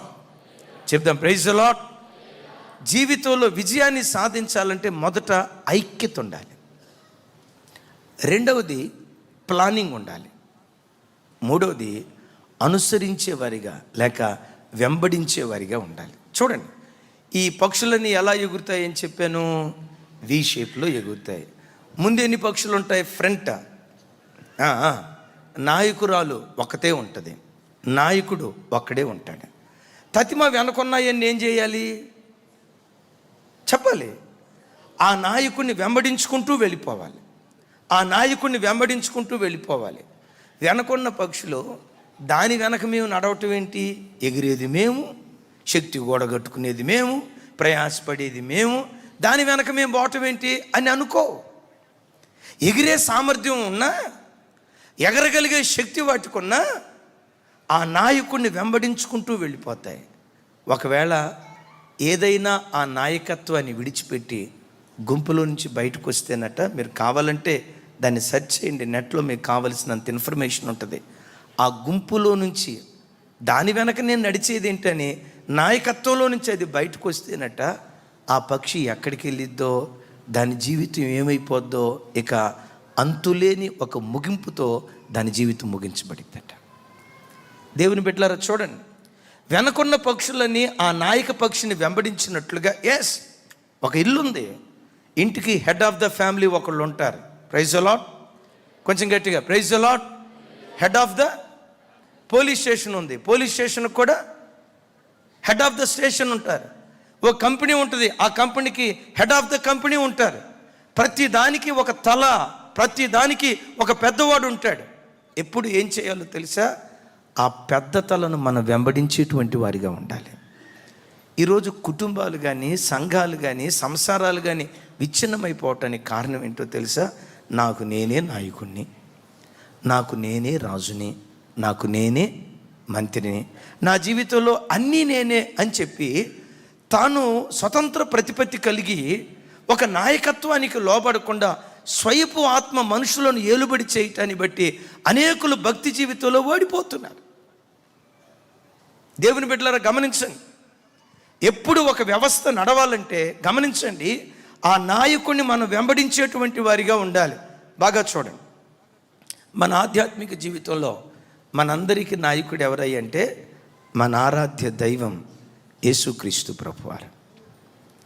పౌలు గారు అంటాడు, విశ్వాసమునకు కర్తయు దాన్ని కొనసాగించు యేసు వైపు చూచుచు, యేసు వైపు చూచుచు. ఈ పరుగు పందెంలో నీ కళ్ళ ముందు ఎంతోమంది కనపడతారు. ప్రయాణమై వెళ్ళే వాళ్ళు కనపడతారు, రాలిపోయిన వాళ్ళు కనపడతారు. ప్రయాణమైపోయి వెళ్ళే వాళ్ళని చూడు, తప్పులేదు, రాలిపోయిన వాళ్ళని చూడొద్దు. నేను అంటాను, అసలు ఎవరిని నువ్వు పట్టించుకోకుండా ఏ దేవుడు నిన్ను పిలిచాడో, ఏ దేవుని బట్టి ఈ విశ్వాస రంగంలోకి వచ్చావో, ఏ దేవుడు కావాలని బాప్తిస్మం తీసుకున్నావో, ఏ దేవుడు కావాలని ఆత్మీయ పోరాటంలో అడుగుపెట్టావో, ఆయననే చూస్తూ నువ్వు సాగిపోదువుగాక. ఆయనను చూస్తూ నువ్వు సాగిపోతే నువ్వు అలిసిపో, సమస్యలు లేవు. నీ టార్గెట్ ఎప్పుడు యేసయ్యని కళ్ళ మీద పెట్టుకొని, నా యేసులాగా నేను బ్రతకాలి, నా యేసులాగా నేను నడవాలి, నా యేసులాగా నేను జీవించాలి. ప్రతిరోజు ఉదయం లేవటంతో, బిడ్డలారా, యేసయ్యా నిన్నే నా గురిగా కలిగి ఉన్నాను, ఈ దినమంతా నిన్ను పోలి నేను బ్రతకాలయ్యా. లోకంలో ప్రజలు నాలో మిమ్మల్ని చూడాలయ్యా, మీకు లాగా నేను జీవించాలి. మీ ఓర్పు, మీ ప్రేమ, మీ సాత్వికం, మీ దీనత్వం, మీ తగ్గింపు, మీ నమ్రత, మీ వినయం, మీ పరిశుద్ధత లోకంలో ప్రజలు నాలో చూసేటట్లుగా, నిన్ను పోలి నేను బ్రతికేటట్లుగా నన్ను బలపరచయ్యని క్రీస్తునే గురిగా పెట్టుకొని మనం సాగిపోయే భాగ్యం యేసయ్య మనకు దయచేయునుగాక. చప్పట్లు కొడితే యేసయ్యకు స్తోత్రాలు చెప్దాం. గట్టిగా గట్టిగా హల్లెలూయా. ఎవరిని గురిగా పెట్టుకోవాలి? ఎవరిని చూస్తూ సాగిపోవాలి? యేసునే మొదట. ఆయనే మన నాయకుడు, ఆయనే మన గురి. సంఘానికి వచ్చిన తర్వాత సంఘానికి నాయకులు దైవ సేవకులు. దైవ సేవకుని దర్శనమే సంఘ దర్శనమై ఉండాలి. సంఘానికి ఒక దర్శనం, సేవకుడికి ఇంకొక దర్శనం ఉండదు. సేవకుడు ఏ దర్శనంతో సాగిపోతాడో ఆ దర్శనానికి సహకరిస్తూ మనం వెంబడించే వారిగా దేవుని కొరకు మనం బ్రతకాలి. చెప్దాం ఆమేన్. ఇప్పుడు దేవుడు మమ్మల్ని సేవకు పిలిచిన తర్వాత 2002 నుండి ఈరోజు వరకు ఎంత విస్తారంగా సువార్త కోటాలు ఏర్పాటు చేయడానికి ప్రభు కృప చూపించాడో లెక్కించలేనని మీటింగ్స్ ఏర్పాటు చేశాం. దేవుడిచ్చే డబ్బు సువార్త సేవ కొరకు, సంఘాలు స్థలాలు కొనబట్టడానికి, సౌండ్ సిస్టమ్ కొనటానికి, అడ్వర్టైజ్మెంట్కి కొన్ని లక్షలు కాదు ఇంకా చెప్పుకుంటూ వెళ్ళాలి. చూస్తే ప్రభు పని కొరకు దారిపోస్తూ వచ్చాం. సువార్త కొరకు ప్రయాసపడతా ఉంటే దేవుడు ఆ ప్రయాసాన్ని మర్చిపోలేదు. ఎక్కడ సువార్త కోట ఏర్పాటు చేసినా ఆ ప్రాంతాల నుంచి ఆది నుండి ప్రవాహములాగా ప్రజలను దేవుడు మందిరానికి నడిపించాడు. కొంచెం ఈ ప్రభావం ఆ రోజుల్లో అంతగా లేదు కనుక దేవుని మహాకృపను బట్టి ఈ చుట్టుపక్కల ప్రాంతాల్లో జీడిమెట్ల ఇండస్ట్రియల్ ఏరియాలో ఈ ప్రాంతంలో మన సువార్త కోటం ఏర్పాటు చేయలేదని చెప్పుకోవటానికి వీలు లేకుండా ప్రతి గల్లీలో ప్రతి వీధిలో దేవుని వాక్యం ప్రకటించే భాగ్యం దేవుడు అనుగ్రహించాడు.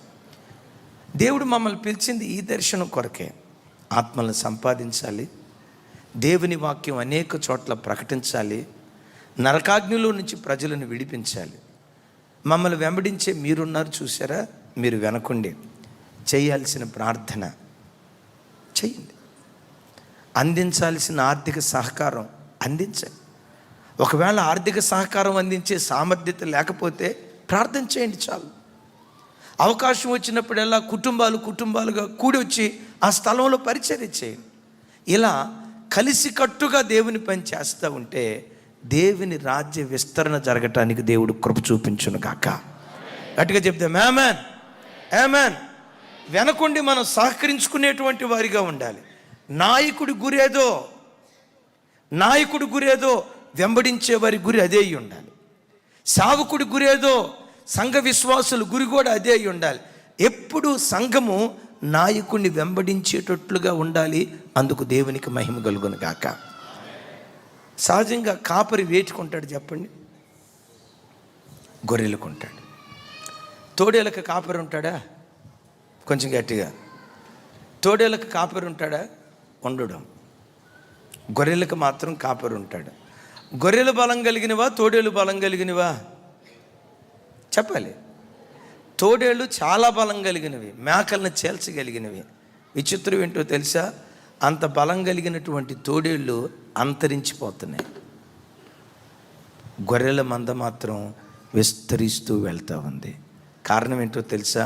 ఈ గొర్రెల మందకి కాపరున్నాడు, మంద కాపరిని వెంబడించేది కనుక. సంఘం ఎప్పుడూ కూడా మా కాపరి, మా దైవజనులు, మా నాయకులు, మా సేవకుల మాటే మాకు వేదం. అది వాక్యానుసారమైనది అయితే. వాక్యానుసారం కానిది కాదు నేను చెప్పేది. మా నాయకుల మాటే మాకు వేదం. వారు గీసిన గీత పొరపాటున మేము దాటం. ఎందుకు? ఈ భూమిలో మా క్షేమాన్ని కోరుకునే వారిలో దేవుని తర్వాత మా స్థానిక సంఘ కాపరే మా క్షేమాన్ని కోరతాడయ్యా. ఆయన అడుగుజాడలను మేము వెంబడిస్తాం. ఆయన అనుసరించేటువంటి గొర్రెలుగా మేము బ్రతుకుతామని ఎప్పుడు నాయకత్వాన్ని వెంబడించాలి. నాయకుడి దర్శనమే సంఘ దర్శనమై ఉండునుగాక. కొంచెం గట్టిగా చెప్దాం ఆమేన్. 4వది, జీవితంలో ఎప్పుడు రిస్క్ తీసుకోవటానికి, సవాళ్ళు ఎదుర్కోవటానికి నువ్వు ఎప్పుడు సిద్ధంగా ఉండవు. ఇప్పుడు వి షేపులో ఒక పక్షి ముందుకు ఎగురుతుంది. వెనకున్నటువంటి వాటికి అంత ఎయిర్ ఫోర్స్ తగలదాం, గాలి అంత బలంగా తగలదాం. ముందున్నది 100% ఎయిర్ ఫోర్స్ అంటే గాలి యొక్క ఒత్తిడి ఎదుర్కొంటూ ఉంటే, వెనకున్న పక్షి కట జస్ట్ 30% ఎయిర్ ఫోర్స్, అంటే గాలి యొక్క ఒత్తిడి ఎదుర్కొంటుందట. ఆ వెనకున్నది వెనక్కి వెళ్ళే కొలది ఒత్తిడి తగ్గిపోద్దట. ఓహో, వెనకున్నాయి, అమ్మయ్యా మేము కంఫర్ట్ జోన్లో ఉన్నాం, మాకు కాస్త సుఖంగా ఉంది, మేము ఎప్పుడు ఇట్లాగే వెనకొందాం, ఏ రిస్క్ తీసుకోకుండా అని అనుకోవంట. అది కొంతకాలం వెళ్ళిపోయిన తర్వాత, కొన్ని కిలోమీటర్లు ప్రయాణం చేసిన తర్వాత వెనకున్న పక్షి అంటదట, అమ్మా ఇంతకాలం నువ్వు బాధ్యత భరించింది చాలు, మా బరువును మోసింది చాలు, నాయకులుగా ఉండి మా కొరకు నువ్వు శ్రమపడింది చాలు, మీరు వెనక్కి రండి అమ్మా, నేను ముందుంటా.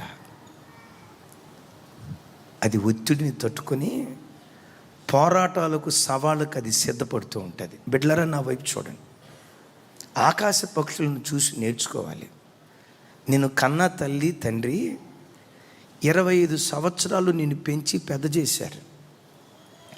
వాళ్ళ చెమట కాడ్చి వాళ్ళ కడుపు మార్చుకొని నీ కడుపు నిండా భోజనం పెట్టారు. 25 సంవత్సరాల వయసు వచ్చిన తర్వాత నువ్వేం చేయాలి తెలుసా? నాన్న, నువ్వు కష్టపడింది చాలు నాన్న, ఇక నువ్వు రెస్ట్ తీసుకో. అమ్మా, మా కొరకు టైలరింగ్ పని చేసి కెమికల్ ఫ్యాక్టరీలో కూలీ నాలి చేసి నువ్వు కష్టపడింది చాలమ్మా, మేము ఇప్పుడు ప్రయోజకులు అయ్యాం, నువ్వు విశ్రాంతి తీసుకోమ్మా అని చెప్పి అంతకాలం నీ కోసం చెమటోడ్చిన ఆ తల్లిదండ్రులకు ఇప్పుడు నువ్వు ఆసరాగా నిలవబడాలి, బాసటగా బ్రతకాలి. నీకు 30 సంవత్సరాలు వచ్చిన తర్వాత కూడా పెట్రోల్కి 100 రూపాయలు, ఒరే నీకు 30 సంవత్సరాల వయసు వచ్చిందిరా, ఇప్పుడు నన్ను అడుగుతావేంటి అని అన్నాడు అనుకోండి. కొంతమంది కొడుకులు అంటారు, అసలు నన్ను ఎందుకు కన్నా, నన్ను అడగకుండా నేను కన్నమన్న దేవుడు, ఒరే కనటానికి కూడా పర్మిషన్ తీసుకోవాలా? చూడండి, అరే పక్షులు పాఠాన్ని నేర్పుతున్నారా బాబు, పక్షులు పాఠాన్ని నేర్పుతున్నాయి. అది నాయకురాలిగా ఉండి నడిపించింది, ప్రైజ్ గాడ్. ఆ నాయకత్వంలో అవి కొంతకాలం బ్రతికాయి, ప్రైజ్ గాడ్. ఆ బరువు బాధ్యత బరువంతా ఆ ఎదుటున్న పక్షి భరించింది, సంతోషం. ఎల్లకాలం అదే భరించాలా? కుటుంబ బరువులు బాధ్యతలు ఎల్లకాలం తల్లిదండ్రులే భరించాలా? వాళ్ళకు బాసటగా నువ్వు నిలబడేది ఎప్పుడు? వాళ్ళ రెక్కల కష్టానికి నెమ్మదినిచ్చేది నువ్వెప్పుడు? చివరికి వాళ్ళు 60 సంవత్సరాల వయసుకు వచ్చిన మా కొరకు నువ్వేం సంపాదించి పెట్టావు, మా కొరకు నువ్వేం సంపాదించి పెట్టావు, మా కొరకు నువ్వేం సంపాదించి పెట్టావు? నో నాన్న, అమ్మా 25 సంవత్సరాలు పెంచారు, మీ శరీరాన్ని మా కొరకు ధారపోసి మీ శక్తికి మించి మమ్మల్ని బ్రతికించారు చాలు, మీరు ప్రయాసపడింది చాలు, మీరు శ్రమ పడింది చాలు, నేను మీకు విశ్రాంతినివ్వాలనుకుంటున్నానని వాళ్ళను వెలక్కబట్టి ఆ బరువు భరించడానికి ఎప్పుడు మనం ముందుండాలి. నేను జీవితంలో ఎరిగిన ఒక అద్భుతమైన సత్యం, జీవితంలో ఎవడు సవాళ్ళు ఎదుర్కొంటాడో more pain more gain, more pain చెప్పాలి, మోర్ పెయిన్ మోర్ గెయిన్. జీవితంలో ఎంత ఒత్తిడి ఎదుర్కొంటావో అంత అద్భుతమైన శక్తిగా నువ్వు మారిపోతావు. కంఫర్ట్ జోన్లో ఎవడు వీరుడు కాలేడు. సుఖవంతమైన విలాసవంతమైన జీవితంలో అధినేతలు పుట్టుకురాలేరు. ఒకడు ప్రపంచాన్ని శాసించే శక్తిగా మారాలి అంటే వాడు శ్రమల కొలిమిలో నుంచి పుట్టుకురావాలి, పోరాట భూమిలో నుంచి పుట్టుకురావాలి, యుద్ధ భూమిలో నుంచి వాడు పుట్టుకొని వస్తే యోధుడుగా మార్చబడతాడు. చరిత్ర చదవండి, ఏ చరిత్ర చూసినా the great doctor B R Ambedkar భారత రాజ్యాంగ నిర్మాత, భారతదేశాన్ని శాసించిన ఓ గొప్ప అధినేత సుఖంలో నుంచి పుట్టుకురాలేదండి, సౌఖ్యంలో నుంచి పుట్టుకురాలేదండి, కంఫర్ట్ జోన్లో నుంచి పుట్టుకురాలేదండి. అతను ఎవరో తెలుసా? శ్రమలలో పుట్టినవాడు, శ్రమలలో పుట్టినవాడు. అబ్రహాం లింకన్ సుఖ సౌఖ్యాల్లో పుట్టుకొచ్చిన వాడు కాదు. భక్తుడైన దావీదు సుఖ సౌఖ్యాల్లో పుట్టుకొచ్చిన వాడు కాదు. దేశాన్ని, ఐగుప్తు దేశాన్ని ఏలుబడి చేసిన యోసేపు కంఫర్ట్ జోన్లో పుట్టుకొచ్చిన వాడు కాదు, శ్రమల కొలిమిలో నుంచి పుట్టుకొచ్చారు. దేశాన్ని ప్రభావితం చేసి అధినేతలుగా మార్చబడ్డారు. యేసయ్యకి చప్పట్లు కొడుతూ ప్రభు వారికి స్తోత్రాలు చెప్పారు.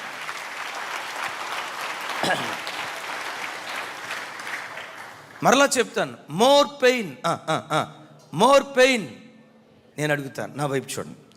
రోజుకొచ్చి 24 గంటల కాల వ్యవధిలో పుస్తకాల కోసం ఎంత సమయాన్ని నువ్వు కేటాయిస్తున్నావు? చదువుకునే బిడ్డలు ఆలోచించండి. ఎంతసేపు పుస్తకాలకు కేటాయిస్తున్నావు? రోజుకి అర్ధగంట నువ్వు చదివితే నీకు వచ్చే ప్రతిఫలం కూడా అట్లాగే ఉంటుంది. 4-5 గంటలు కష్టపడి చదివితే దేవుడు ఇప్పుడు వాని పనికి తగిన జీతం దేవుడు అనుగ్రహిస్తాడు. ఆమేన్. చెప్పండి, ఏ జీతం? వాని పనికి తగిన జీతం దేవుడు అనుగ్రహిస్తాడు. బైబిల్లో ఎక్కడ వెతికినా దర్శనం లేకుండా బ్రతికిన వాడు ఆశీర్వదించబడ్డట్లుగా కానీ, సోమరిపోతుతనంలో ఎదిగిన వాడు దీవించబడ్డట్లుగా కానీ బైబిల్లో ఎక్కడ మనం చూడం. అక్కడ దాకెందుకండి?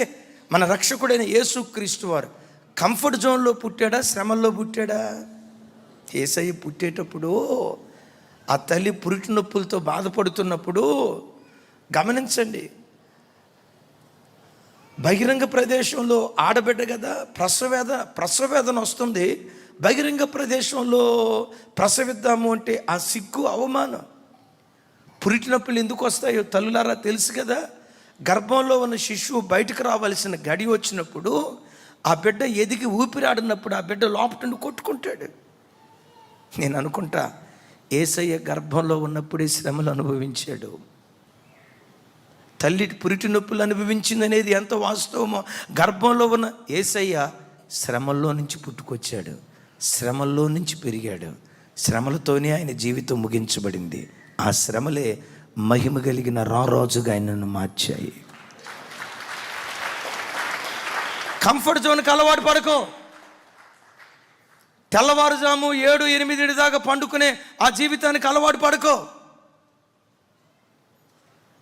సుఖ సౌఖ్యాలకు అలవాటు పడుకో. నీ రక్షకుడైన యేసుక్రీస్తు వారి గురించి బైబిల్లో రాయబడిన మాట, పేతురు గారు అంటారు, ఆయన శ్రమను ఆయుధముగా ధరించను గనుక మీరును అట్టి మనసును ఆయుధంగా ధరించండి అంటాడు. నాతో కలిసి చెప్పండి, ఆయన శ్రమను, మరోసారి, ఆయన శ్రమను ఆయుధముగా ధరించాడు గనుక మీరును అట్టి మనస్సును. యేసయ్య ఏ మనస్సును ఆయుధంగా ధరించాడట? యేసయ్య శ్రమను ఆయుధంగా ధరించాడు. ఆయన పిల్లలైన మనం కూడా ఆ శ్రమను ఆయుధంగా ధరించుదుం గాక. చాలాసార్లు మీతో పంచుకుంటా కదా, శ్రమ నీ ఆయుధమైతే విజయాన్ని నీకు బానిసగా దేవుడు మారుస్తాడు. తల్లిదండ్రులారా, పిల్లలను చదివించేటప్పుడు వాళ్ళు కష్టపడి చదువుకునేటట్లుగా, ఆ కష్టాన్ని ఇష్టంగా ఎంచుకునేటట్లుగా వాళ్ళను పురికొల్పండి. మీరు ఏ పని చేస్తామన్నా ఒకటే ప్రభుని అడగండి, దేవా ఈ బిజినెస్లో మీరు నాకు ఇచ్చిన ఈ వ్యాపారం తలమానికగా ఉండాలి. ఎందుకు? మనం ఆరాధించే దేవుడు అంటాడు, నీవు తలగానే ఉంటావు కానీ, నీవు పైవాడిగానే ఉంటావు కానీ కిందవాడిగా ఉండు. ఆ పై స్థానానికి వెళ్ళాలంటే నీ పోరాటం కూడా దానికి ఉండాలి. యేసయ్యకి మహిమ కలుగును గాక. చెప్దాం ఆమేన్. రైట్. ఇప్పుడు చూడండి, బాగా గమనించండి. ముందు ఒక పక్షి అన్ని ఒత్తిళ్ళు ఎదుర్కొంటూ వెళ్తుంది. వెనకున్న పక్షులు ఏం చేస్తాయంటే, ఇందాక చెప్పే కదా, క్వక్ క్వక్ క్వక్ అని శబ్దం చేస్తా ముందున్న పక్షిని ప్రోత్సహిస్తూ ఉంటాయట. ముందున్న పక్షిని ఈ ప్రోత్సాహాన్ని విని ముందెళ్ళేది ఇంకా రివ్వును దూసుకొని వెళ్తూ ఉంటుందట. ఆ మధ్య నేను పేపర్లో చూసా, యువరాజ్ సింగ్ అని ఒక ఆయన 6ల మీద 6లు కొడతా ఉంటాడు. ఆయన్ని అడిగారు, అయ్యా నువ్వు 6ల మీద 6లు కొట్టడానికి కారణం ఏంటంటే, ఆయన అంటాడు, గ్యాలరీలో ఉన్న ప్రజలు ఒక 4 కొడితే వాళ్ళు ఏలలో సప్పట్లు ఉన్నాయి చూసారా, ఆ సప్పట్లో ఏలలే, ఈసారి 4 కాదు.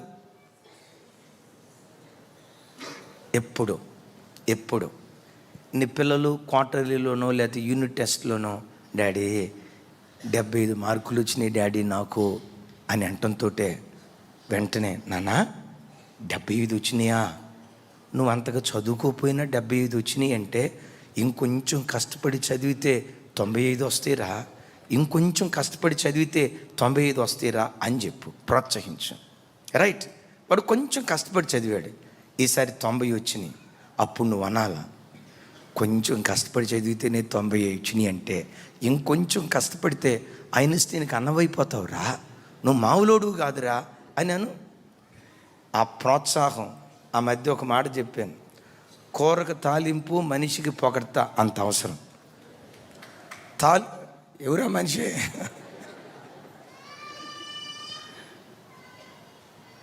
కూరకు తాలింపు లేకపోతే రుచి లేదు. మనిషికి కూడా పొగట్టంత అవసరం. అంటే పొగట్టంటే గ్యాస్ కొట్టడం కాదు, నిన్నది ఆ ప్రోత్సాహపు మాట.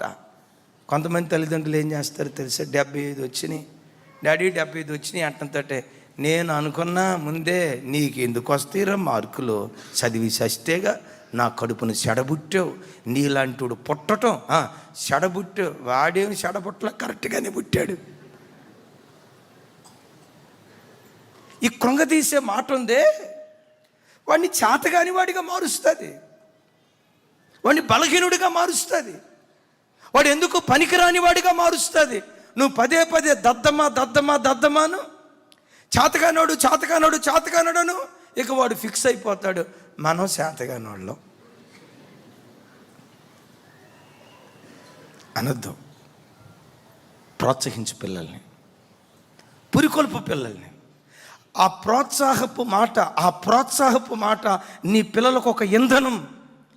కార్పొరేట్ స్కూల్లో చదివించడానికి ₹1,00,000 ఫీజు ఎంత విలువైందో, ఆ ప్రోత్సాహపు మాట 2 లక్షల కార్పొరేట్ కాలేజీలో చదివించినంత ఇంధనంగా పనిచేయటం ప్రారంభిస్తుంది. కొంచెం గట్టిగా చెప్దాం ఆమెన్. ఎప్పుడు చెప్పండి, ఏం చేయాలి? ఎంకరేజ్మెంట్. ఒకళ్ళనొక్కడు ప్రోత్సహించుకోవాలి. పిల్లల్ని ఎప్పుడు తల్లిదండ్రులు ప్రోత్సహించాలి. మొన్న ఈ మధ్య చెప్పినట్టున్నా, నేను 7వ తరగతి వరకు ఆర్డినరీ స్టూడెంట్ని. 7వ తరగతిలో 258 మార్కులు 297 మార్కులు వచ్చినాయి. Ordinary student. 8వ తరగతికి వెళ్ళిన తర్వాత ప్రసాద్ మాస్టర్ అని క్వార్టర్లీ మార్క్స్ వచ్చినాయి. నాకు సోషల్ స్టడీస్లో 88 వచ్చినాయి మార్కులు. మరి ఏం జరిగిందో నాకు తెలీదు. ఆ సంవత్సరం సోషల్ స్టడీస్లో నేను ఫస్ట్ వచ్చా. ఆయన బయటకు వచ్చి అన్నాడు, రే సోషల్ స్టడీస్లో 88 అంటే నువ్వు మామూలుడు కాదురా. నువ్వు వెనకబట్టడానికి కారణం ఏంటంటే చదవక సరిగ్గా. ఇట్లా కొంచెం చదివితేనే 88 వచ్చినాయి అంటే, ఇక నువ్వు కొంచెం కష్టపడి చదివితే మన క్లాసులో నిన్ను కొట్టినోడు ఎవరు లేరా, నువ్వు టాపర్ అవరా అన్నాడు. నేను టాపర్నో కాదు నాకు తెలియదు, కానీ ఆయన ఆ మాట అన్న తర్వాత ఎటో వెళ్ళిపోవటం స్టార్ట్ అయిపోయా. నేను క్లాస్ నుంచి బయటకు వచ్చిన తర్వాత మా క్లాస్మేట్ సూరిబాబు అని ఒక బ్రదర్ ఉన్నాడు. వాళ్ళ నాన్న వచ్చి నా మార్కులు కూర్చుని, ఒరే సోషల్ స్టడీస్లో 88 మార్కులు వచ్చినాయి అంట కదా. అవునన్నా వచ్చినాయి. నీ తలకాయ చూసినప్పుడే నేను అనుకున్నాను రా, నేను నీ తలకాయ ఇంతలా ఉంది, నువ్వు మామూలుడు కాదురా. ఇక అప్పటి నుంచి నాకేం ఫిక్స్ అయిందో తెలుసా, ఈడు మామూలుడు కాదు, సంథింగ్ స్పెషల్. ఏం లేదు. ప్రోత్సహించండి బిడ్డలారా. పిల్లలకు తల్లిదండ్రుల ప్రోత్సాహం ఎట్లాగో, తల్లిదండ్రులకు కూడా మీ ప్రోత్సాహం అలా కావాలి. ఎవరినో పోల్చుకొని ఎవరినో కంపేర్ చేస్తా కన్న తల్లిదండ్రులను కించపరచొద్దు. నాన్న, మీరు కష్టపడి మమ్మల్ని ఇంట్లో నుంచి బయటకు పంపించకుండా మమ్మల్ని ఎంత జాగ్రత్తగా చూసుకున్నావు నాన్న. నీలాంటి తండ్రి కడుపును పుట్టడం దేవుడు నాకు ఇచ్చిన భాగ్యం. ఆ ఒక్క మాటను ఆ తండ్రి 30 సంవత్సరాలు నీ కొడుకు పడిన కష్టాన్ని మర్చిపోతాడు. నేను ఈ మాట తెలుగులోనే చెప్పినట్టున్నా కదమ్మా, కన్ఫర్మ్ తెలుగే కదా. ఏమన్నాను? నాన్న దగ్గరికి వెళ్ళి, నాన్న మా కొరకు ఎంత కష్టపడ్డావు నాన్న, నీ ఆశలన్నిటినీ చంపుకొని మా కొరకు ఎంత ప్రయాసపడ్డావు నాన్న. నీలాంటి తండ్రి కడుపున పుట్టడం దేవుడు నాకు ఇచ్చిన భాగ్యం నాన్న. నీలాంటి భక్తి కలిగిన తల్లి కడుపున పుట్టడం దేవుడు నాకు ఇచ్చిన. నా వైపు చూడండి, అందరి మొహాలు మారిపోతున్నాయి. ఎందుకంటే అన్న బ్యాచ్ కాదు, తిట్టిన బ్యాచ్ ఎక్కువ అనుకుంటా, తలలు పైకి ఎత్తారు. నా వైపు చూడండి. ఎవరైనా మీ అమ్మ నాన్న దగ్గరికి వెళ్ళి ఈ రోజు వరకు ఎప్పుడైనా, డాడీ థ్యాంక్స్ డాడీ, నన్ను ఎంతో చక్కగా పెంచావు, మమ్మల్ని పెద్ద చేయటానికి నువ్వు చాలా ప్రయాసపడ్డావు. నీలాంటి భక్తి కలిగిన తండ్రి కడుపును పుట్టడం దేవుడు నాకు ఇచ్చిన భాగ్యం డాడీ అని ఎప్పుడైనా మీ అమ్మా నాన్న దగ్గరికి వెళ్ళి ఈ మాట అన్న వాళ్ళు ఎవరైనా ఉంటే అబద్ధం ఆడకుండా చేతులు ఎత్తండి. మీరు తొందరపడి చేతులు ఎత్తితే మీ ఫోటో తీసి మీ నాన్న నేనే ఫోన్ చేసి అడుగుతా. అమ్మ ప్రభావతి అమ్మనన్నావు ఎప్పుడైనా అనలా. తిట్టుంటావు నా డౌటు. ఏమన్నా సామాను పెట్టలేదుగా నాకు, పెద్ద అక్కకు పెట్టావు నాకు పెట్టలా, చిన్న అక్కకు పెట్టావు ఇంకా చిన్న అక్క లేదనుకుంటా కదా. అట్లా కాదు. యేసయ్యకి మహిమ కలుగును గాక. ఆ శ్రామికుడిని చూసి చప్పట్లు కొట్టు ప్రోత్సహించు, చప్పట్లు కొట్టు ప్రోత్సహించు. అది వాడికి ఒక ప్రోత్సాహంగా మిగిలిపోద్ది. భర్త ఎప్పుడైనా కుటుంబం కొరకు ప్రయాసపడతావంటే ప్రోత్సహించండి. అయ్యా ఇంట్లో నుంచి బయటికి వెళ్లకుండా ఎంత జాగ్రత్తగా గుట్టుగా మమ్మల్ని పెంచుతున్నావయ్యా. నీలాంటి ఆ భక్తి కలిగిన భర్తను దేవుడు నాకు ఇవ్వటం దేవుడు నాకు ఇచ్చిన భాగ్యం అయ్యా. కొంతమంది ఎట్టుంటారో తెలుసా, పెళ్ళైన 15-25 సంవత్సరాల తర్వాత కూడా మనం చెప్పే కదా, పెళ్ళైన 25 సంవత్సరాల తర్వాత కూడా భర్తను పట్టుకొని అసలు నిన్ను చూసుకోవాల్సింది కాదు, మా నాన్న విజయవాడలో సంబంధం పోలీస్ ఆయన్ని చూశాడు, పోలీస్ ఆయన్ని చేసుకోవాల్సిందని. పెళ్ళైన 25 సంవత్సరాల తర్వాత ఆ పోలీసు వాడిని గుర్తుకు తెస్తే మా వాడి గుండె ఆగిపోద్ది. వినండి, ప్రోత్సహించుకోవాలి. ఏమి లేదు, ఇందాక ఒక మాట చెప్పే కదా, కూరకు తాలింపు మనిషికి పొగడ్తా. ఎప్పుడైనా తల్లి ఏ భార్య అయినా కానీ తన భర్తకు మంచి వంట చేయాలనిపిస్తుంది. నేను అప్పుడప్పుడు చెప్తా కదా, జాగ్రత్త తీసుకున్నప్పుడే కూర చెడిపోద్ది. ఎక్కువ జాగ్రత్త ఎప్పుడైతే తీసుకుంటామో అప్పుడే కూర చెడిపోద్ది. ఆ కూర చెడిపోయినప్పుడు ఉప్పు ఎక్కువైంది అనుకోండి, పలచగా కలుపుకొని చాలా బాగుందమ్మా. నాకు తెలిసి మా చిన్నతనంలో మా అమ్మ వంట ఎంత బాగుండేదో, మా అమ్మ వంటను తలదన్నేటట్లుగా నీ వంట ఉందమ్మా అని అన్నావు అనుకో, ఆ తర్వాత అండి తాను తినేటప్పుడు ఉప్పు ఎక్కువైందో తక్కువైందో తెలిసింది కదా, అప్పుడు అనుకుంటుంది అబ్బా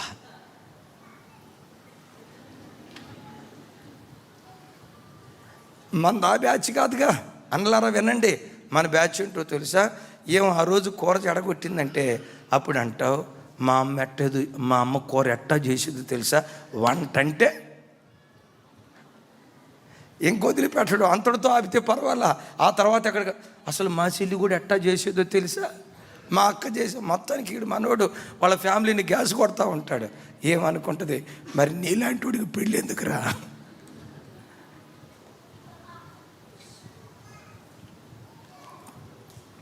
సంఘం సేవకుని ప్రోత్సహించాలి, సేవకుడు సంఘాన్ని ప్రోత్సహించాలి. ప్రోత్సాహం ప్రోత్సాహం ప్రోత్సాహం విజయ తీరాలకు చేరటానికి దేవుడు కృప చూపించును గాక. సరే అయ్యా, నన్ను ఎవరూ ప్రోత్సహించట్లేదు అందుకే నేను ఎదగట్లేదు అంటావా? నన్ను పురికొలిపే వాళ్ళు ఎవరూ లేరు. చూడండి ఒక మాట, నన్ను పురికొలిపే వాళ్ళు ఎవరూ లేరు, మమ్మల్ని ప్రోత్సహించే వాళ్ళు ఎవరూ లేరు, మరి మేమేం చేయాలి? యెషయా గ్రంథంలో చక్కటి మాట రాసి ఉంది, అది చదువుకుని ప్రార్థన చేసుకుందాం. యెషయా గ్రంథం ఒకసారి అందరూ చూడండి.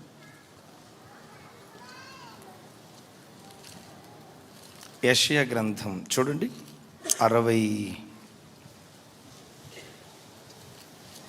64వ అధ్యాయం 7వ వచనం. నేను చదువుతాను. యెషయా గ్రంథం 64వ అధ్యాయం 7వ వచనం. నీ నామమును బట్టి మొరపెట్టువాడు ఒకడును లేకపోయిను, నిన్ను ఆధారము చేసుకున్నటకై తన్ను తాను ప్రోత్సాహపరుచుకున్నవాడు ఒకడునూ లేకపోయాను.